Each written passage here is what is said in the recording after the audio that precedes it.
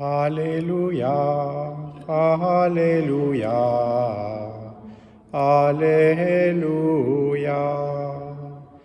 Alléluia, Alléluia, Alléluia. Venez à moi, vous tous qui peinez sous le poids du fardeau, dit le Seigneur, et moi je vous procurerai le repos. Alléluia, Alléluia,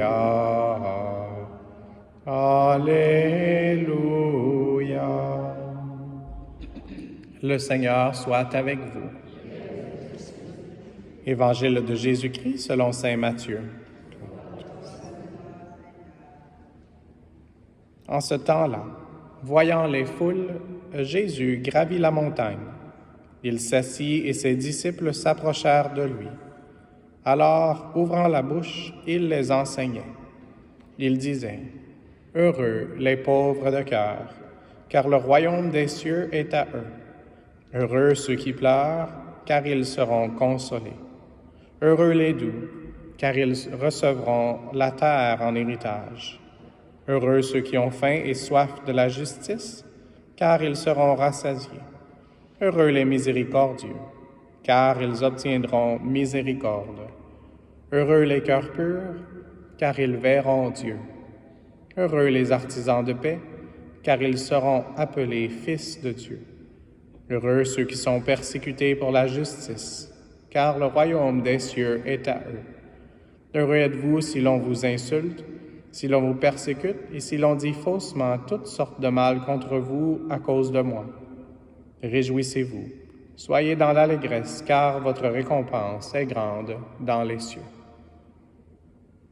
Acclamons la parole de Dieu.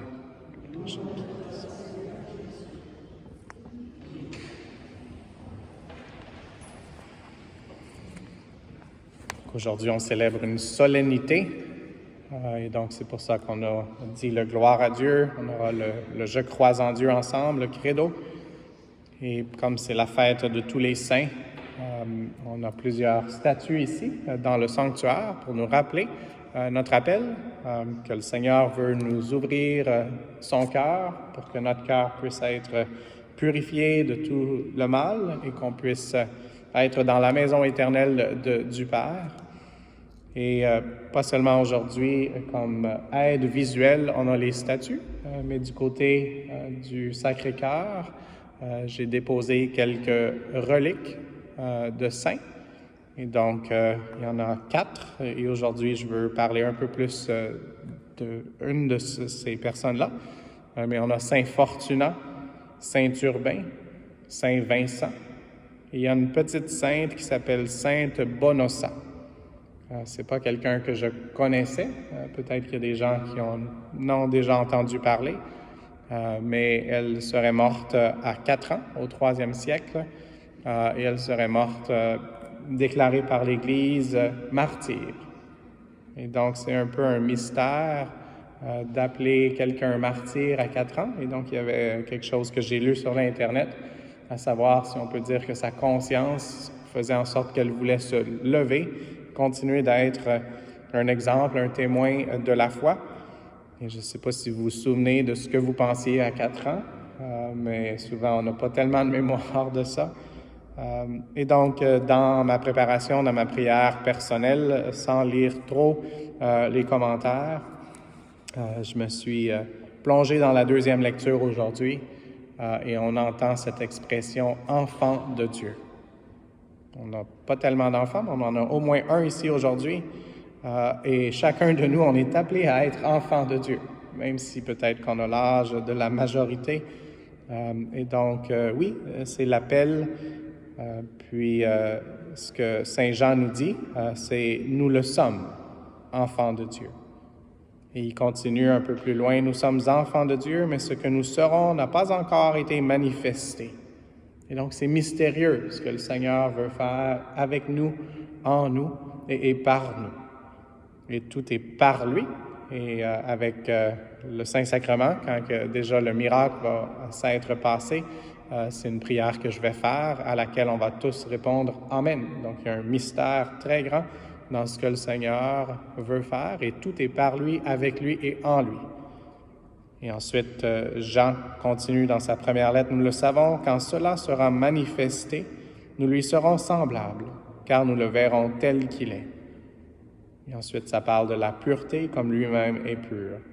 Et donc, un enfant de 4 ans, c'est plus facile peut-être à voir la pureté, l'innocence. Et parlant d'innocence, sur ce débat, est-ce que c'est correct de l'Église de dire quelqu'un qui est martyr?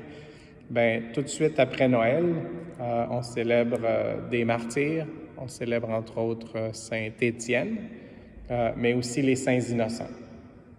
Et les saints innocents qui étaient des enfants, qui étaient innocents, comme le nom l'indique, mais qui, à cause de Jésus, ont été persécutés. Et c'est ça qu'on a entendu dans l'Évangile aujourd'hui. Plus que persécutés, ils ont été tués à cause de Jésus. Et donc, demandons au Seigneur de nous aider à imiter ceux qui sont innocents et qui peut-être sont moins innocents qu'ils ont l'air de l'être, pour pouvoir vraiment entrer dans ce mystère. Et d'une certaine façon, les saints innocents ont été lavés, ont eu leur robe lavée, blanchie par le sang de l'agneau. Alors aujourd'hui, demandons à l'agneau aussi de nous purifier, de nous laver, de nous blanchir, pour qu'on puisse, par la miséricorde de Dieu, entrer dans la joie éternelle du royaume.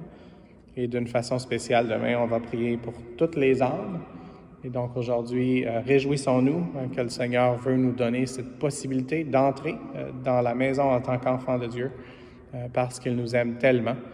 Et le Père nous aime tellement qu'il nous a envoyé l'Esprit Saint pour comprendre un peu plus les mystères, entre autres le mystère de son amour infini, qui a fait en sorte qu'il nous a envoyé son Fils unique, Jésus-Christ, qu'on doit accepter à chaque jour comme notre unique Sauveur. Maman Marie, aide-nous, toi qu'on appelle Mère, à être vraiment les enfants de Dieu et comme les enfants de Dieu, comme Matthieu nous le rappelle dans un autre passage de l'Évangile, à changer pour devenir comme les enfants et pour ainsi entrer dans le royaume des cieux. Et d'être comme les enfants, que ça signifie de dépendre toujours plus de Dieu le Père, avec Jésus-Christ, notre seul Seigneur, dans la puissance de l'Esprit Saint. Amen.